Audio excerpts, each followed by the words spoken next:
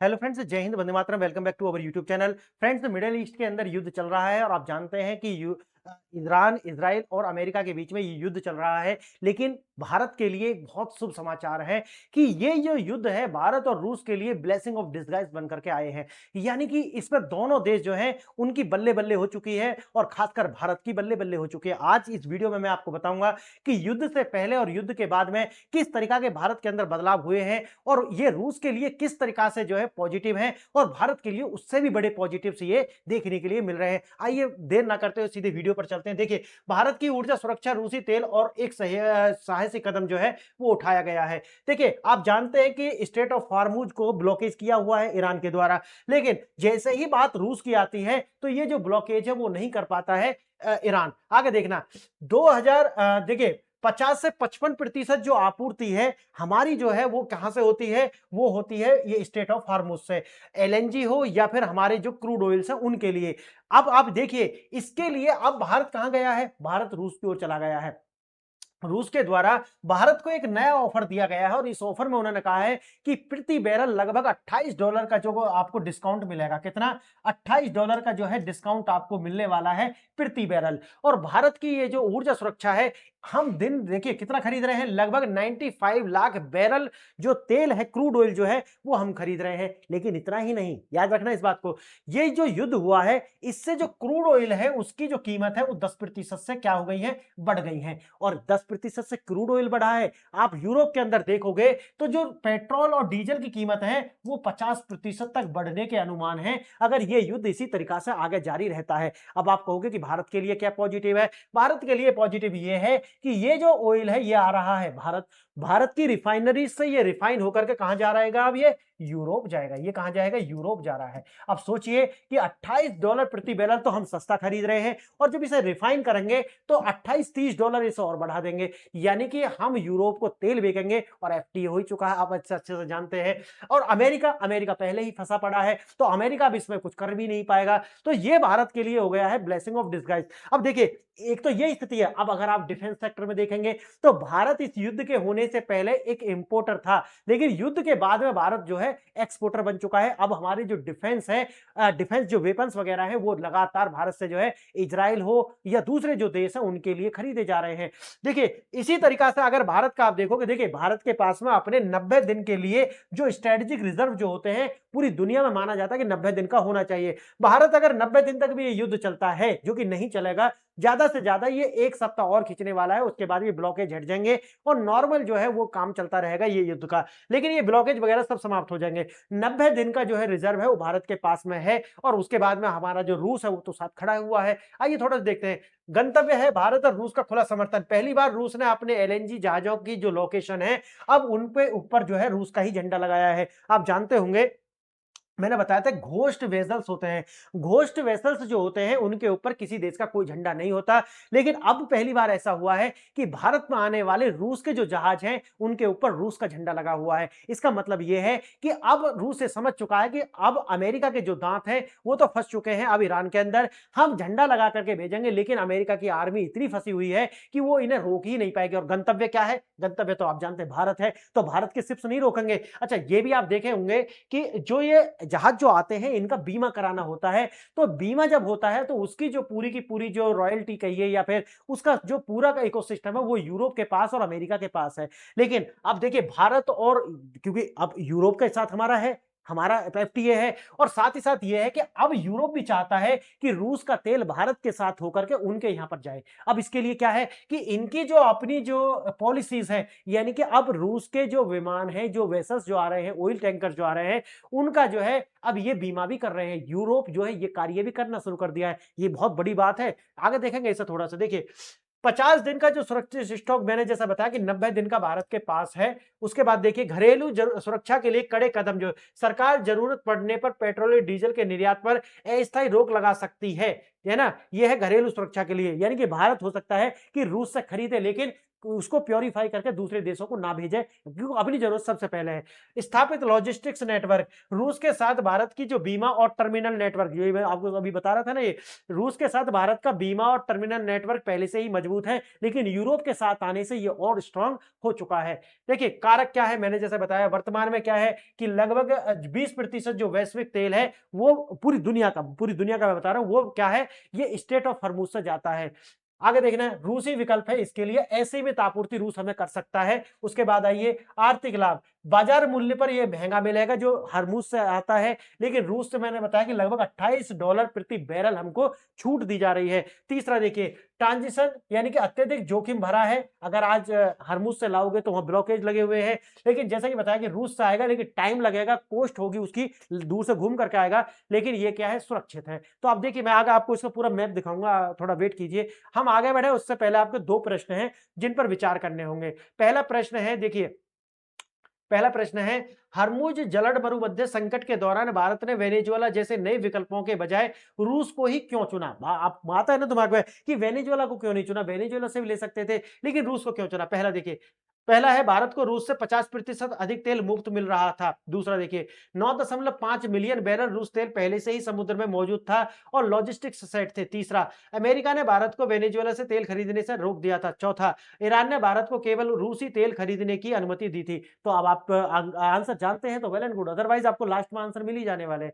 दूसरा प्रश्न देखना, हाल ही में रूस ने एलएनजी शिप द्वारा अपनी AIS डिस्टेंशन में इंडिया लिखना कूटनीतिक रूप से इतनी बड़ी घटना क्यों मानी जा रही है? मैंने शुरू में बताया था ना कि जो वेसल ये आते थे सारे टैंकर्स, इनको जब्त कर लिया जाता था और मैंने एक वीडियो बनाई थी, भारत ने भी ये कार्य किया था, लेकिन अब ये जो है कर लिया है। क्यों? क्योंकि ये भारत के द्वारा और यूरोपीय कंट्री भी जो है अब इनको इसकी मान्यता दे रहे हैं। आगे देखना, पहला क्या विकल्प, क्योंकि रूस के पास अब केवल भारत ही इकलौता खरीदार बचा है। दूसरा, क्योंकि इससे पहले रूस जहाज हमेशा अपनी जो डेस्टिनेशन फॉर ऑर्डर्स लिखते थे जो कि गंतव्य को छुपाते थे। तीसरा, क्योंकि संयुक्त राष्ट्र ने सभी जहाजों के लिए ऐसा करना अनिवार्य कर दिया है। चौथा, क्योंकि चीन ने रूस गैस लेने से मना कर दिया है। तो आप देखिए, आपको विकल्प आपको पता चल गया होगा, नहीं तो मैंने जैसा बताया कि आगे आपको मिल जाएगा। अब देखिए यहां पर आपको ये देखिए 20% दुनिया का जो तेल है वो आपको यूएई और सऊदी अरब और इराक से जाता है, जो कि आता है कहां से, स्टेट ऑफ हॉर्मुज से। 85 से 87% भारत अपनी ऊर्जा के लिए आयात पर निर्भर है। 50 से 55% जो भारत का आयात है वो इसी खाड़ी क्षेत्र से होता था। अमेरिका ईरान तनाव के कारण ईरान ने जो स्टेट ऑफ हॉर्मुज है वहां पर ब्लॉकेड लगाया हुआ है, और ऐसा देखते हुए भारत की जो नेशनल सिक्योरिटी है या ऊर्जा सिक्योरिटी जो है उसके लिए खतरा पैदा हो जाता है। देखिए यही है, देखिए यहां पर देखिए ये है सऊदी अरब हो गया, ईरान हो गया, यहाँ पे ये इराक हो गया और ये यूएई हो गया। अब यहां पर क्या है, ये ब्लॉकेड है, तो ये तो बंद हो गया पूरी तरीका से। आगे आगे मैं आपको दूसरा मैप दिखाऊंगा जहां से रूस का ऑयल आएगा। भारत सरकार की प्रक्रिया, 3 बड़े फैसले हैं। ऊर्जा राष्ट्रीय सुरक्षा सुनिश्चित करने के लिए पेट्रोलियम मंत्रालय का जो एक्शन हुआ है, अनलिमिटेड रूस का जो क्रूड ऑयल है वो भारत जो है आने वाला है। जरूरत पड़ने पर रूस से असीमित कच्चा तेल, जो देखिए अभी 90 दिन का हमारे पास है, 90 दिन का स्टोरेज है, लेकिन जरूरत पड़ेगी तो ये भी कार्य करने के लिए हम तैयार है। दूसरा, एक्सपोर्ट्स पर रोक की चेतावनी, घरेलू मांग को देखते हुए भारत के द्वारा जो रिलायंस, आप जानते हैं यहाँ प्योरीफाई होता है और बहुत सारे पेट्रोलियम प्रोडक्ट लगभग 50 से ज्यादा कंट्रीज को भारत से जो है एक्सपोर्ट किए जाते हैं, इसको देखते हुए भारत ने अभी उस पर रोक लगाई हुई है। तीसरा है एलएनजी का डाइवर्जन, यानी कि गैस सप्लाई को केवल जरूरी सेवाओं यानी कि इसेंशियल सर्विस के लिए ही आरक्षित किया जा रहा है, ऐसा आदेश है। ये हमारे जो पेट्रोलियम मंत्रालय है उसके आदेश है। देखिए वेनेजुएला होने के बावजूद भारत ने रूस को ही क्यों चुना? पहला, स्थापित लॉजिस्टिक्स, यानी कि स्टेब्लिश लॉजिस्टिक्स जो है, जैसे कि टर्मिनल्स, इंश्योरेंस सुविधा जो है, ये दोनों देशों के बीच में क्या है, लगातार व्यापार होता रहा है, तो ये इजी पड़ेगा। और दूसरा क्या है कि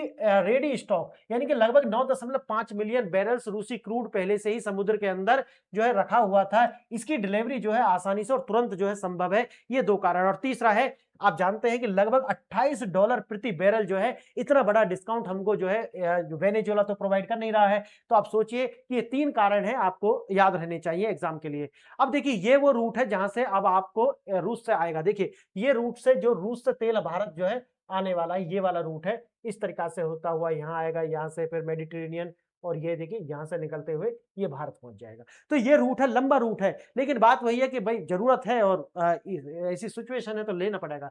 रूस ने एलएनजी कार्गो शिप रेड सी के तनावपूर्ण रास्ते से भारत भेजा। सबसे बड़ी बात इस शिप ने अपनी एआईएस यानी कि ऑटोमेटिक आइडेंटिफिकेशन सिस्टम डेस्टिनेशन जो है उसको खुल करके इंडिया लिख दिया है। पहले ऐसा नहीं होता था। आगे देखना हम भारत को ऊर्जा देंगे, पश्चिमी देश जो चाहे कर लें, ऐसा संदेश जो है रूस के द्वारा दिया गया है।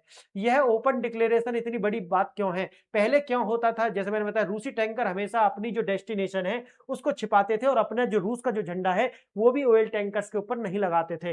रडार पर यानी कि 4 ऑर्डर्स लिखते थे, यह बीच समुद्र में एक सीक्रेट डील की तरह कार्य करता था। अब क्या हुआ है? बिना किसी डर के खुल्लम-खुल्ला कारण क्योंकि अमेरिका तो उलझा हुआ है अभी ईरान के अंदर, तो उनकी आर्मी और उनकी नेवी तो वहीं पे अभी भारी भरकम जो है वो जूझ रही है, तो अभी रूस का तो कुछ बिगाड़ नहीं सकते। साबित किया कि पश्चिम प्रतिबंध जो है पूरी तरीक़ा से फेल हो चुके हैं। इस बात ने ये बात भी सिद्ध कर दी है और मैंने जैसा कि बताया कि रूस का जो समर्थन करने के लिए यूरोप की कंट्री अब तैयार है अपनी ऊर्जा सुरक्षा को करने के लिए। तीसरा, वैकल्पिक ऊर्जा कॉरिडोर यानी कि अल्टरनेटिव एनर्जी कॉरिडोर पूरी तरीके से सक्रिय है और ये तो आप जानते हैं कि वैसे भी गैस के लिए तो पश्चिम के सारे कंट्री, यूरोप के कंट्री तो रूस के ऊपर ही निर्भर है ना, तो फिर इसमें कौन-सी शर्म की बात है? तो कोई शर्म नहीं है, तो इसीलिए वो भी इसके लिए राज़ी हैं। देखिए, भारत पूरी तरीके से सुरक्षित है, यानी कि 25 डे मैंने बताया कि 90 दिन के लिए हमारे पास जो है वो रिज़र्व है, स्ट्रेटेजिक रिज़र्व जो है हमारे पास है, इसके लिए कोई हमें चिंता की बात नहीं है। दुनिया में हाहाकार है, लेकिन बाकी देश जो क्या कर रहे हैं? यूरोपियन यूनियन हाल ही में हालात इतने खराब हैं, उसके बाद भी ईयू वापस रूस तेल लेने के लिए जो है विकल्प तलाश रहा है, कारण 50% जो है प्राइस इंक्रीज़ कर सकते हैं, इसके लिए ये सारे कार्य करते हैं। Saudi Arab, straight of Hormuz बंद होने के कारण सऊदी को अपना तेल बहुत लंबे और महँगे रेड सी से जो है रूट तलाशना पड़ रहा है और वैसे भी जो है आप जानते हैं कि इनका सबसे बड़ी जो रिफाइनरी है अरामको, उसके ऊपर जो है ईरान के द्वारा हमला भी किया गया था।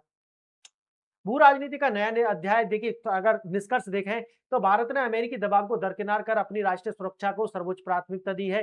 दूसरा है रूस ने भारत को हर संभव मदद जो है का भरोसा दिया है और तीसरा है ये कूटनीति जीत साबित करती है। भारत अब वैश्विक दबाव में अपने फैसले नहीं बदलता है और जो मैंने आपको शुरू में बताया था कि भारत इसके अंदर जो है वो विन विन सिचुएशन में है। आज इसने ये सिद्ध कर दिया है कि देखिए हम इंडियन ओशियन की ही नहीं बल्कि पूरी दुनिया के अंदर खासकर हम अगर ज्यादा डोमिनेंस देखा है तो इंडियन ओशियन में हम नेट सिक्योरिटी प्रोवाइडर हैं। यूरोप के साथ मिलकर के भारत इंडियन ओशियन में नेट सिक्योरिटी प्रोवाइडर का काम कर रहा है, तो इससे एक धारणा टूट जाती है कि अमेरिका जो है पूरी दुनिया का अम्ब्रेला नहीं है। दूसरा ये सिद्ध हो जाता है कि देखिए अमेरिका जो है अब अपने सैंक्शंस लगा करके उनको एग्जीक्यूट कर पाए इस स्थिति में नहीं है और रूस और भारत जो है खुल्लम खुल्ला आपस में व्यापार कर रहे हैं बिना किसी डर के, बिना किसी सैंक्शंस के डर के। और तीसरा कि यूरोप जो है आज जिस तरीका का डर अमेरिका के द्वारा इनको बेचा गया था, अब वो डर लगातार टूट रहा है। गैस तो ये खरीदते थे और खरीदने के लिए निर्भर है पूरी तरीके से रूस पर। आज ये रूस का जो तेल है उसे खरीदने के लिए भारत के द्वारा ही तैयार है। तो ये 4-5 बात जो है और इसमें अगर पूरा मिला करके देखा जाए तो भारत एक महाशक्ति बनकर के उभर रहा है और आने वाले समय की जो है ये हमारे लिए बहुत पॉजिटिव संकेत है। फ्रेंड्स अगर आप मुझसे जुड़ना चाहते हैं तो मेरी ऐप है पीआरएस ऑफिशियल जो कि आपको जो है एंड्रॉइड और आईओएस दोनों पर मिल जाएगी। जाइए आप कोई भी तैयारी कर रहे हैं, कांस्टेबल की तैयारी कर रहे हैं, अपने परिवार में कोई तैयारी कर रहा है, 200 से 400 रुपए में आपको जो है यहाँ पर पीडीएफ मिल जाएँगी और जो भी कितने के लिए? कम से कम 2 साल के लिए। जब यहाँ पर 30-40 लोग जुड़ जाएँगे, उसके बाद मैं लाइव आकर के ऐप पर ही क्लास लूँगा, ऐप पर ही क्लास लूँगा। लेकिन अभी पीडीएफ वहाँ पर रखी हुई है, तो आप जाइए यूपीएससी की तैयारी हो कोई भी अच्छा मामला ये भी है कि इसमें आपको दोनों भाषाओं में मिल जाएगा। यानी कि हिंदी, इंग्लिश दोनों भाषाओं में आप जिस भी भाषा के हो, आप जाइए आपको मैं क्लास बाद में दूँगा, लेकिन पीडीएफ आप यहाँ से ले सकते हैं और 2 साल तक एक्सेस मिल जाएगा। इतना सस्ता आपको कहीं नहीं मिलेगा और इस तरीका का जो है ये सारा मटेरियल जो हाई क्वालिटी मटेरियल है, तो जाइए परचेज़ कीजिए और अपनी तैयारी शुरू कीजिए। आपने वीडियो देखा, इसके लिए धन्यवाद। जय हिंद।